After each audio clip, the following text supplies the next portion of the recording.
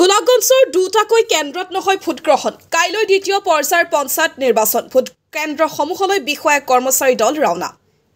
নিৰ্বাচনৰ বাবে সম্পূৰ্ণভাৱে সাজু হৈছে গোলাপগঞ্জ সমজিলা প্ৰশাসন প্ৰথমবাৰৰ বাবে গোলাপগঞ্জ সমজিলাৰ অধীনত 21টা গাঁও পঞ্চায়তৰ বিভিন্ন পদৰ বাবে কাইলৈ অনুষ্ঠিত হ'ব নিৰ্বাচন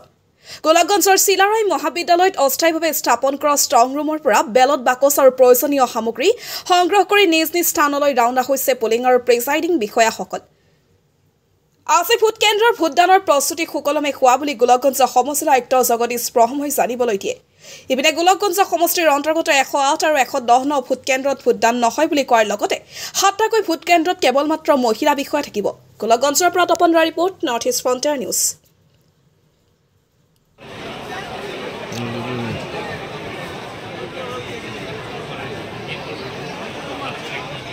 নমস্কাৰ জনাইছো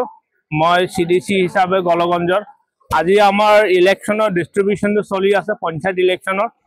আজি খুব ভালকৈ চলি আছে আমাৰ আপাতত আমাৰ 241 পিএস আছে তাৰে অলমোস্ট সবে আহি গল প্ৰিসাইডিং অফিচাৰ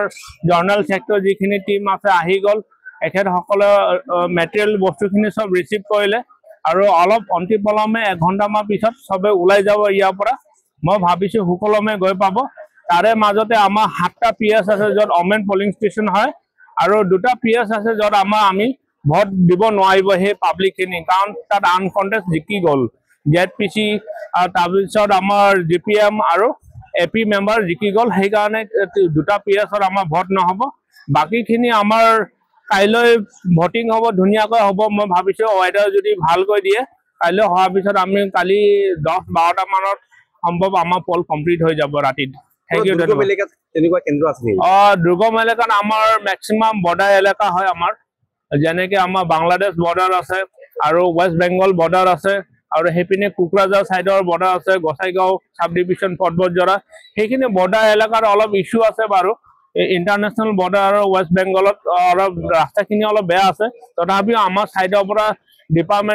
ডিপাৰ্টমেন্টেল মানুহখিনি কোৱা হৈছে ৰাস্তাখিনি ঠিকঠাক কৰি দিবলৈ অলমোস্ট আমাৰ মটৰেবল হয় আৰু এটা জায়গা আছে নদী পাৰ হ'ব লগা আছে সেইখিনি আমি নকাৰ ব্যৱস্থা কৰিছো আমাৰ আৰু ইয়াৰ বাহিৰে আমি বেলেগ ব্যৱস্থা কৰা নাই যিমান পাৰো আমি সকলমে গৈ পাব বুলি ভাবিছো আৰু থ্যাংক ইউ ধন্যবাদ